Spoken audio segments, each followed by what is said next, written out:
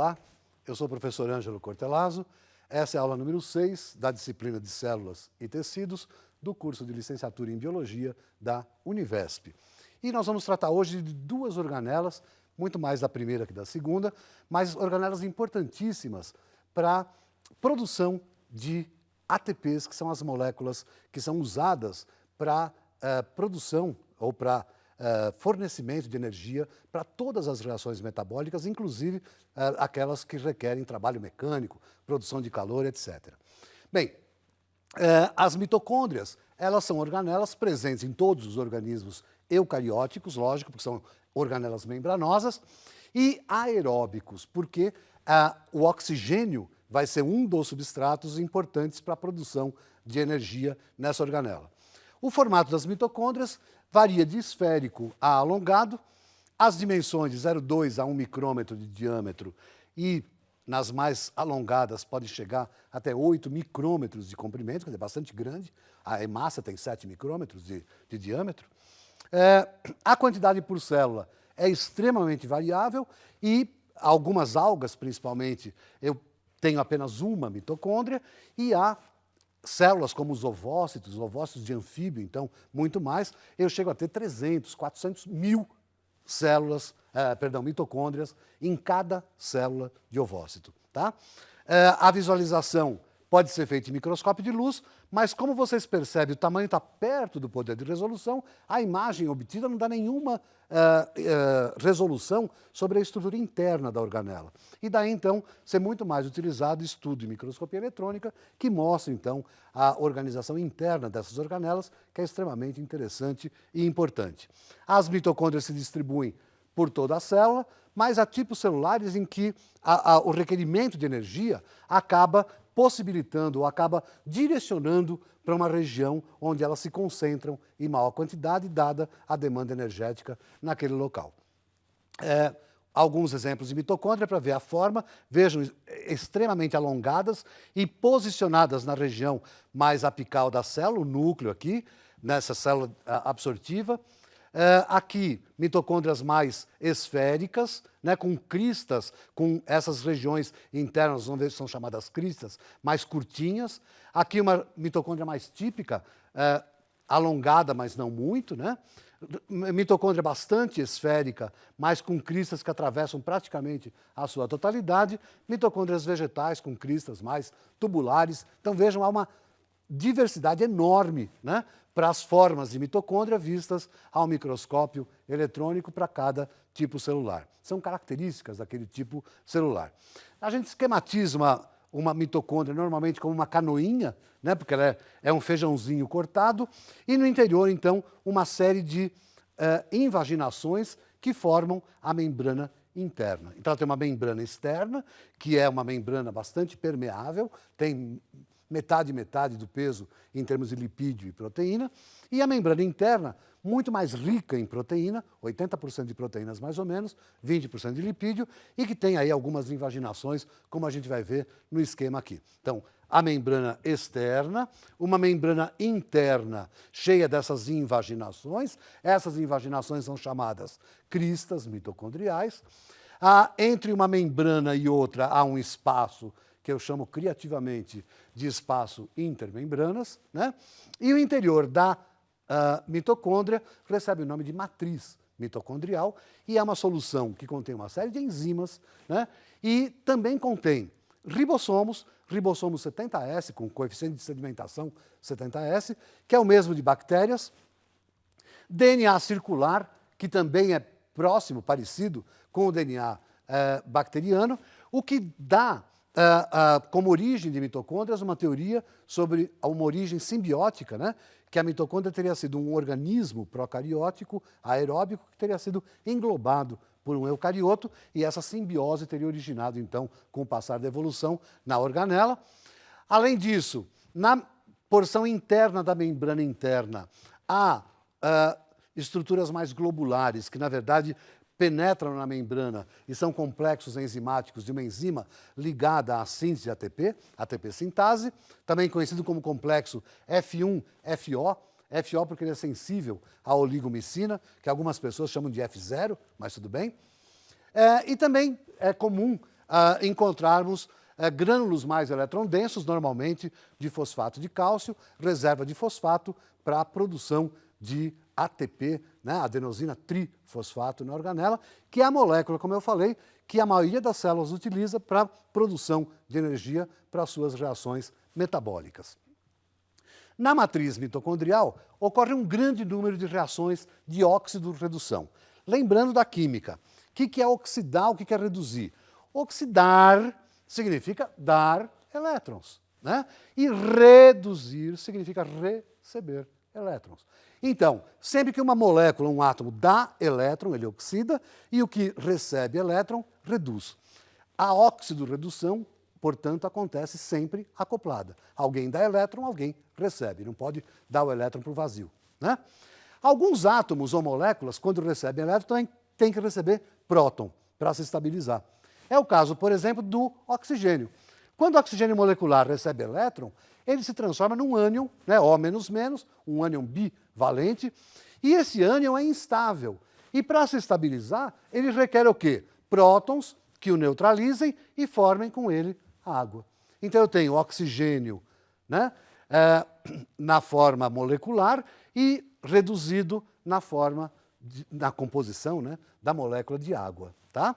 Ele recebeu 2 elétrons cada um dos 2 átomos e 2 prótons para formar a água.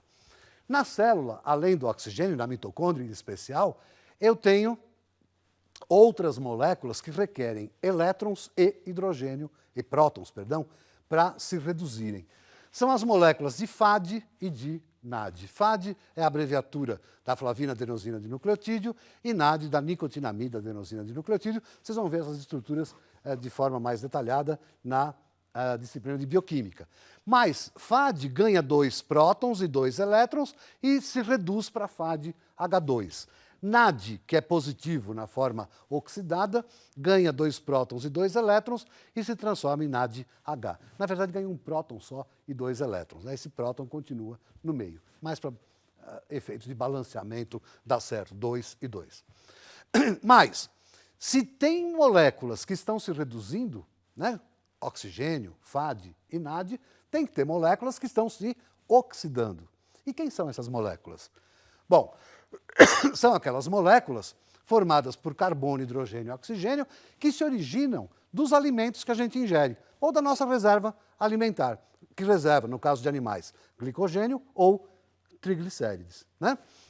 Quando a gente se alimenta, a gente come, por exemplo, proteína, e as proteínas são convertidas em aminoácidos, né, no estômago, são degradadas nos seus monômeros, e esses aminoácidos são desaminados, que tira a amina, e essa amina, então, vai ser excretada normalmente na forma de ureia, com a urina, e o que sobra são moléculas de cetoácidos, quer dizer, são moléculas formadas por carbono, oxigênio e hidrogênio, que tem o grupo cetona e o grupo ácido, e essas moléculas têm receptores, perdão, têm mediadores na membrana interna da mitocôndria que permite que elas entrem na matriz mitocondrial. Quando eu me alimento, eu também acabo ingerindo ácidos nucleicos dos tecidos que eu estou comendo, né? DNA e RNA de boi, das plantas, enfim, de todos os organismos. Esses ácidos nucleicos também são degradados nos seus nucleotídeos, que são formados por açúcar, por fosfato e por bases nitrogenadas. As bases nitrogenadas são desaminadas também no citoplasma, as pirimídicas, as púricas nos peroxissomos e originam, então, compostos que a gente vai excretar, seja ureia, seja ácido úrico, seja alantoína, seja amônia, dependendo do grupo de organismos. Os carboidratos, eles são quebrados nos seus monossacarídeos. Normalmente a glicose é o monômero que forma o glicogênio e ela no citoplasma ela se quebra em 2 moléculas de 3 carbonos, que são 2 cetoácidos iguais, chamados piruvato. Cetoácido tem mediador na mitocôndria, entra na matriz. E finalmente os lipídios que a gente se alimenta são decompostos os seus ácidos graxos e glicerol, e os ácidos graxos se combinam com uma moleculinha chamada carnitina, que os coloca para dentro da matriz. A carnitina, então, é um carreador de ácido graxo do citoplasma para o interior da matriz. O que está acontecendo, então? Tudo quanto é pequena molécula está entrando na matriz mitocondrial. Que molécula? Originárias daqueles alimentos que a gente ingeriu ou das nossas reservas alimentares. Em termos quantitativos, a maior parte das moléculas que são usadas na produção de energia são de açúcares ou de gordura. Quando a gente está em regime cardiovascular constante, né, a gente queima aerobicamente, quer dizer, vai ter influência do oxigênio, muito mais gordura do que açúcares. Há tecidos da gente que só produzem energia a partir de açúcar, né, as hemácias, o cérebro, né? Então, é sempre importante a gente ter uma quantidade boa de açúcar para possibilitar essa produção de energia, né, a glicemia do sangue que leva o açúcar para os tecidos, mas também temos muitos ácidos graxos que estão chegando aí com o sangue nas células e estão entrando na mitocôndria. Os açúcares, como falei agora há pouco, se transformam em 2-piruvato. O piruvato na mitocôndria perde um carbono na forma de gás carbônico e se transforma num composto de 2 carbonos ligado a uma coenzima A. Coenzima A é um transportador que tem tanto no citoplasma como na mitocôndria, mas é muito abundante na mitocôndria e carrega, então, esses esqueletos de carbono para as reações que se sucedem. Mas o que é importante aqui é que uma molécula decorrente do açúcar reduz um NAD para NADH e se oxida, né, formando um outro composto. Os lipídios, um ácido graxo, aqui um comum de 18 carbonos, ele se quebra em 9 moléculas de 2 carbonos, quer dizer, em 9 acetil-CoA, a mesma molécula, né? E reduz 8 NADs para NADH e 8 FADs para FADH2. Tá? Então vejam, eu tenho uma produção grande de NADs e FADs reduzidos. Os acetis-CoA que foram formados, tanto por açúcares como por lipídios, agora são convertidos os 2 carbonos a gás carbônico, né? Já tinha saído um no caso de açúcar, agora saem os outros 2, e reduzem NAD e FAD para NADH e FADH2. Ora, eu posso chegar à seguinte conclusão: a mitocôndria, simplificando, é uma grande produtora de gás carbônico, que ela quebra os carbonos por oxidação das moléculas que entram na sua matriz, e uma grande produtora de formas reduzidas do NAD e do FAD, né, na forma de NADH e FADH2. Isso a partir dos alimentos, então, reações de óxido-redução na matriz mitocondrial, produzindo CO2 e as formas reduzidas de NAD e FAD. Bom, há uma outra característica interessante e importantíssima, que a membrana interna da mitocôndria tem uma série de moléculas proteicas, né? Proteínas integrais de membrana, da membrana interna, por isso que ela é muito rica em proteína, que são moléculas que têm um potencial de redução maior do que NAD e FAD. O que é potencial de redução? Reduzindo a ganhar elétron, uma molécula, dependendo da sua estrutura, ela gosta mais de receber elétrons ou menos. Isso é quantificado, né, na eletroquímica, vocês devem ter visto alguma coisa parecida, e eu meço, então, potenciais ou tendências para receber elétrons, tendência maior ou menor. E eu digo para vocês que as moléculas da membrana interna da mitocôndria têm uma tendência a ganhar elétron maior que NAD e FAD. Então, o NAD que eu estou produzindo na forma reduzida gosta menos de elétron que o complexo NAD desidrogenase. Então, ele, quando bate nessa membrana, ele perde os prótons e elétrons para essa molécula. O FAD acontece a mesma coisa, perde os seus elétrons e prótons para o citocromo. Só que o citocromo não quer próton para se estabilizar, para se reduzir. Então, esses prótons são, de uma certa forma, ejetados da matriz para o espaço intermembrana.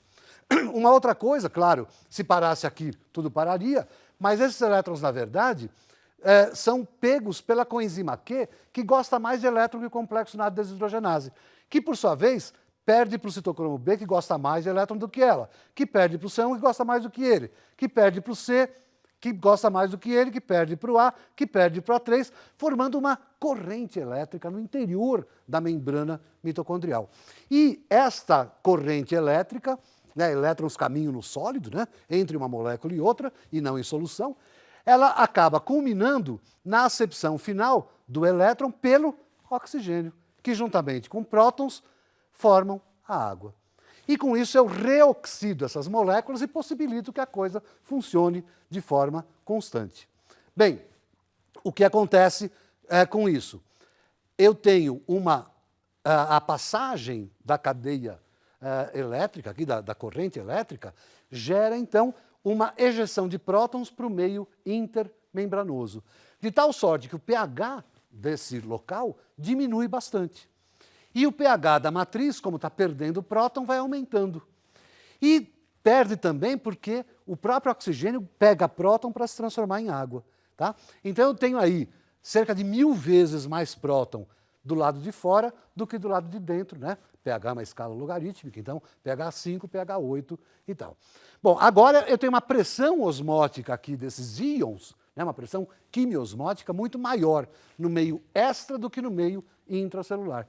E esses prótons, então, retornam para a matriz, no movimento de osmótico, né? quimiosmótico, passando por sobre a ATP sintase, e essa passagem movimenta a enzima de tal maneira que possibilita, né, essa passagem de próton, possibilita uma deformação nessa estrutura que junta ADP com fosfato, formando ATP. Tá? Esse ATP, então, molécula energética para todos os mecanismos celulares. Isso é extremamente lindo, isso aqui é quase como um dínamo, né, que funciona produzindo, a partir de uma corrente elétrica, uma molécula quimicamente utilizável para outras reações de produção que requeiram energia. Peroxissomos contribuem um pouco para esse metabolismo.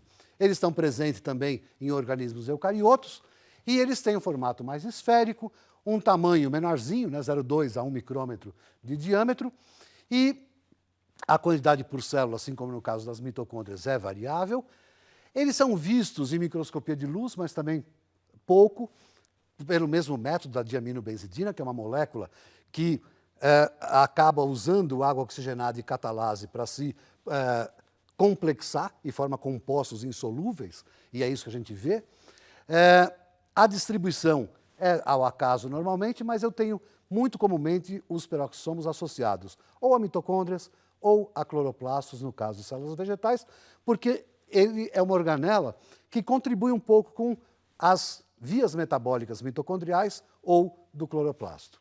Tem gente que acredita, né, que os peroxissomos seriam mitocôndrias ou cloroplastos que acabaram não evoluindo para as formas mais complexas atuais dessas organelas. A outra estrutura está aqui, então, aqui o método da aminobenzidina, que deixa bem preto esse precipitado bem eletrondenso, mostrando, então, onde eu tinha os peroxissomos, por ação enzimática. E o peroxissomo participa de meia dúzia de vias metabólicas que eu vou citar e que vocês devem detalhar depois. A primeira é a organela onde se degrada peróxido de hidrogênio. Quem faz isso é uma enzima chamada catalase, que é aquela enzima utilizada para os métodos de identificação da organela. A água oxigenada é quebrada em água e oxigênio com a ação da catalase. Participa também do metabolismo de lipídios. E ele ajuda a mitocôndria, porque na mitocôndria os lipídios conseguem entrar. Mas lipídios muito grandes ou lipídios ramificados, com mais de 24 carbonos, não conseguem entrar na mitocôndria. Então entram no peroxissomo, onde ocorre a sua transformação em acetil-CoA também. Pessoas que não têm enzimas que façam esse metabolismo no peroxissomo, normalmente não conseguem sobreviver além da puberdade. Tá? Tem um filme que trata dessa deficiência de lipídio em peroxissomo, que é chamado Óleo de Lorenzo, que quem não assistiu, assista, que é um filme bastante interessante, que mostra muito a descoberta da doença e a sua importância, né, para o metabolismo de ácidos graxos. Também participam os peroxissomos da degradação de bases púricas, que são bases, então, que chegam no peroxissomo e vão sendo desaminadas, formando ácido úrico, que muitos organismos excretam, ou alantoína, que outros organismos excretam, ureia ou amônia, dependendo do grupo de organismos, eu tenho uma forma de excreção do excesso de nitrogênio, e isso é feito no peroxissomo, porque são reações que produzem água oxigenada. Os peroxissomos vegetais fazem um ciclo que vocês vão ver em bioquímica ou fisiologia vegetal do glioxilato, que possibilita que as plantas transformem gordura em açúcar, coisa que os animais não fazem, que é um ciclo bastante interessante, parecido com o que ocorre na mitocôndria. Também participam, junto à fotossíntese, de um processo chamado fotorrespiração, e é por isso que é muito comum a gente encontrar peroxissomo associado com cloroplastos e mitocôndrias.